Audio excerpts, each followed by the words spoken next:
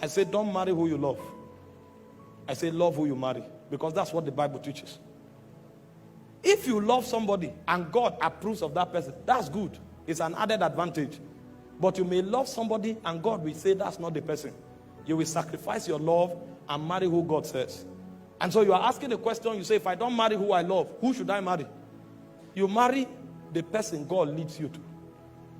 Number two, you marry a person that fears God, that is under the government of God. And number three, you marry the person that is compatible with your purpose. If you find these three, you will love that person. But if you marry somebody you love who God is not choosing for you, or you marry somebody you love who is not under God's government, and you marry who you love and he does not compact with your purpose, after a few years you will discover that that love will vanish. Because if you study love itself in context, you will discover that it will be impossible to really get to love somebody that you have not understood and have not trusted. Because love has three cadres. The first cadre of love is affection. The second cadre of love is understanding. Understanding is superior to affection. If you start working with somebody and you journey for a while, if you can't understand yourself, you will discover that the lack of understanding will destroy the affection that once existed. Because affection is superior to understanding is superior to affection in the ladder of love. And then when you move a bit further, you will now discover that the third ladder or the third rung on the ladder is trust. Trust is superior to understanding. If you don't trust somebody, you will discover that understanding will collapse. Affection will also collapse. And so when you are even talking love, you cannot really explore love in its fullness unless as you marry somebody and live with a person for a long time. That's why God commands people to love who they marry. And it doesn't really endorse who you love before you get married. If you do and God chooses that person, it's an added advantage. And if you have studied love also, apart from this ladder that I've explained to you, there are 4 things you will discover about love. Because there are 4 words for love in the Greek. The first word for love is phileo. The second word for love is eros. The third word for love is storge. And the fourth word for love is agape. Love is deeper than the feeling. The word phileo is a kind of love that is created by circumstance.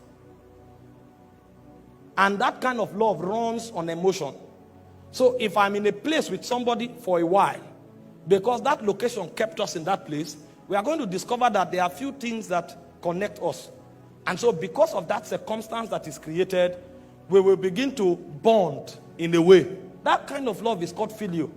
If you change that circumstance for a while, that love will begin to die. Because that love is orchestrated by a circumstance, and that love runs on emotion.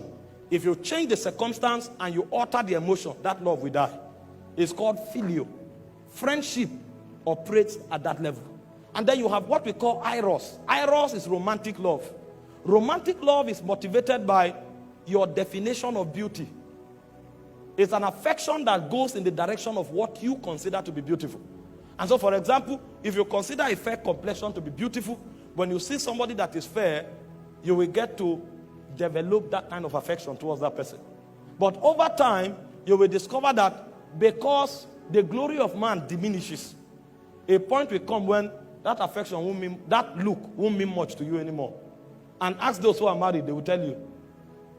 When you get married, you are going to discover that as powerful as sex is, even sex will become a responsibility.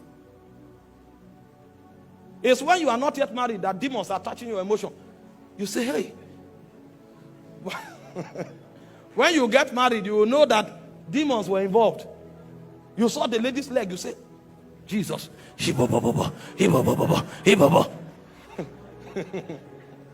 When you get married, you will discover that that leg can be on your head. You will be burdened. Because eros is motivated by what you consider beautiful. A point will come, it will diminish. You will now discover that eros is not enough to bond you. That's why those who run to marriage because of sex, after 1 month, they run out. And the people you meet before you get married, most times, is phileo and eros you feel for them. The higher kind of love is called storge and agape. Storge is companionship. Storge is built by understanding. Storge is not dependent on emotion. That's why people who have understanding, when they become old, at 70, you will see them hold themselves, walking together. It's called companionship. There are two things that bet storge. One is understanding, another is covenant. And covenant runs on blood. So the relationship you have with your brother and your sister is called storge. That love originates from your bloodline. And so you will discover that you will live with your brother for many years. Even if you fight, a point will come, you will need that person. And if you are quarreling and the person dies, you can't sleep. You will not feel it in your mind. It will be a weight on your chest. If you have lost somebody before, you will know. Because that covenant is breaking. And so that detachment will create a weight on you that you can't define. Because that kind of love is covenant oriented, and it is also based on understanding. It is when you get into marriage that you can build storge. There's no way you can build storge before marriage. Because marriage is prosecuted on covenant.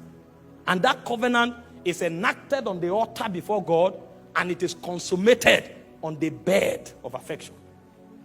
And then as you walk with that person over time, you will now begin to build understanding. You will now discover that if that person can discern you and you can discern the person, a kind of love that you can't define begins to grow. You just know, it looks as if you become dependent on yourself so much that you can't do without each other. You can be together for 2 days. There's no eros operation. There's no sex. But you are gisting and talking to yourself as though sometimes you even gossip with one another. What's happening is storge. You will discover that in one day you talk to yourself more than 20 times. And it's not that initial. This time around is dependence. Companionship is being formed. But it is rooted in what? Understanding. And understanding takes time. And it's also rooted on covenant. And there's no covenant before marriage. So you can't enter the realm of storge until you get married. And then the final one is agape. Agape is sacrifice. Agape is self-denial. The reason you can build agape is not even because you have a connection with that person. Why phileo is generated by circumstance, eros is generated by your definition of beauty, storge is defined or generated by understanding and covenant, agape is external. Agape is dependent on the level of trust and obedience you have for another force outside of that marriage. That's why it's called sacrifice. You don't build agape because of your connection with the person. You build agape because of your both connection with a superior being. And so most of the things you do with that person may not be because of that person. It will be because of your loyalty and submission to that being that binds you together. And so many times when you go through a relationship as strong as marriage, you will discover the reason you will stay will not be because of the person. The reason you will stay will be because of your submission to God. That's why it is in worship and it is in loyalty to spirit beings that agape, the subject of agape, can be defined. And you cannot build agape until you marry somebody. Forget about the card you wrote some romantic words and sent. Sacrifice is deeper than card. It's death.